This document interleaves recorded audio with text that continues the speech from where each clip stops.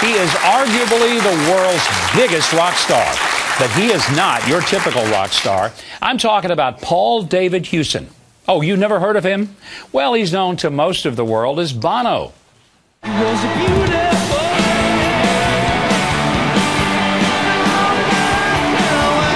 His band U2 has sold more than 150 million albums, and last summer wrapped up a concert tour that set world records, selling 7.2 million seats, totaling $736 million in ticket sales. But the band's frontman Bono doesn't fit the mold of most celebrity musicians.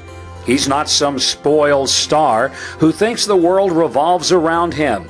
And when it comes to politics, he doesn't just cozy up with hot-to-trot liberal politicians. Bono is a genuine activist who uses the heat of his enormous spotlight for good causes. And as co-founder of the One campaign, he has been a leader in raising awareness in the fight against poverty and disease in the world's poorest places like Africa.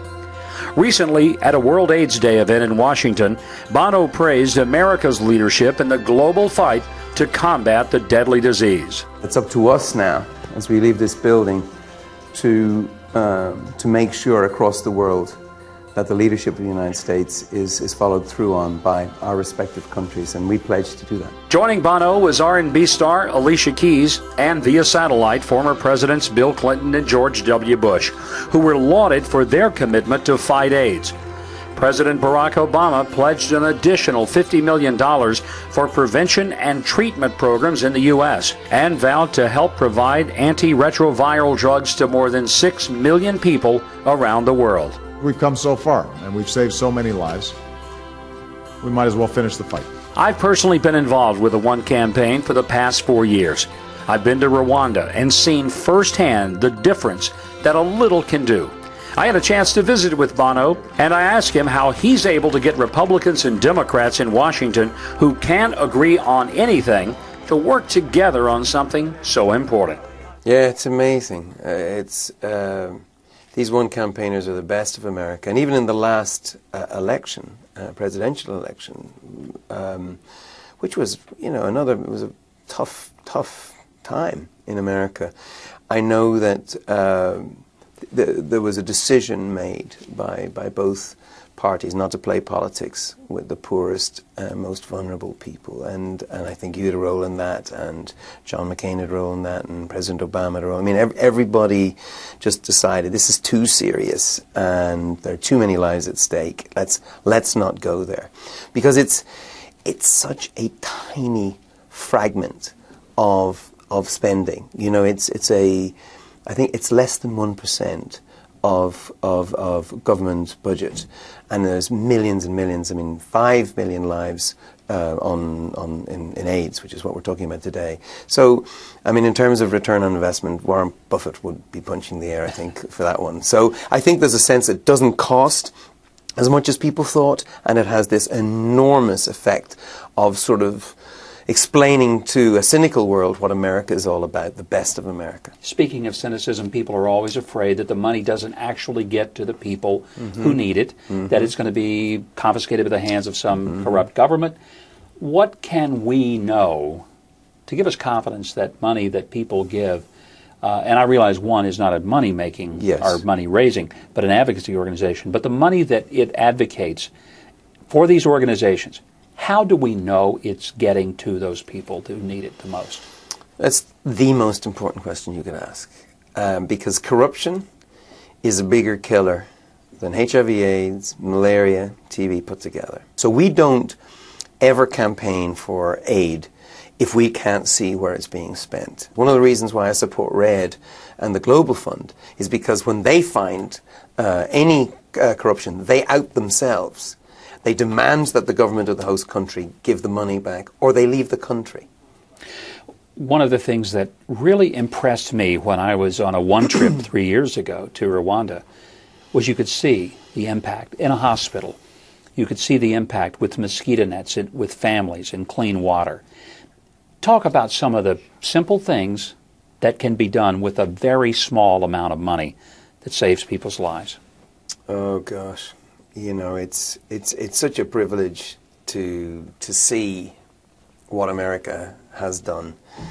and I've witnessed it at first hand. I remember going to hospitals and seeing 3 and 4 people to a bed, 2 on top, 1 underneath, one sleeping up against the side of it. It was absolutely heartbreaking sight. People who would be diagnosed as HIV positive and there'd be no treatment. And now you see the faces, actually not even their face, the faces of the medical workers are just different because it was so hard for them. Can you imagine line after line of people, a queue of people being given a death sentence and what it did to the health workers? So just by America getting those drugs, that's been a transformation. Families covered by bed nets, they cost nothing. They cost nothing, yet they protect children largely from this Anopheles mosquito. Can you imagine? A mosquito kills about 2,500 children every day, this mosquito. And actually the intervention is relatively simple. It's simple technology that we have. There are a lot of celebrities have been involved in causes, but often it's a photo op that's maybe doing a public service commercial. You have actually personally gone all over the world as an advocate for some of these causes. What got you interested in the first place? What was it that got to your heart that made you say, I'm not just going to do a public service announcement, I'm really going to immerse myself in some of these humanitarian causes? I don't know. I mean, I accept a rock star campaigning for the world's poor is an absurdity in many ways. It's an uncomfortable juxtaposition. Certainly as a photograph, I squirm. I get it, spoiled, rotten rock star, very vulnerable child.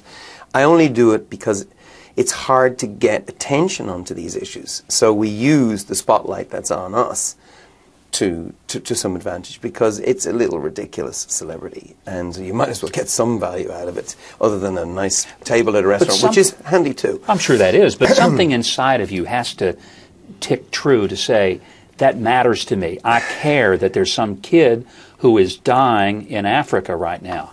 Why does that matter to you as a human being? Well, I have really no choice in the matter. The globalization that has benefited us brings with it some responsibilities. I think we all agree. And it has to work for the many, not just the few. And we ask ourselves these existential questions about, how can it be just that an accident of geography? If I'm born here and I get this disease, I die. And if I'm born there, I just go around to Duane Reade and I get the 2 pills a day that'll keep me alive. That made me ask questions about our whole system. And when I was in the United States, I particularly reached out to the religious community because I felt this wasn't about charity, it was about justice. And I looked into the scriptures, and there's 2003 verses of scripture about the world's poor and the way we treat them. In fact, Christ is only judgmental in the way we deal with the world's poor, which is interesting. And it's deeply ingrained in me, the sacred value of human life. And if I have an opportunity, or if we have, as a community, as a country, as a civilization, an opportunity to follow through those principles, then we must.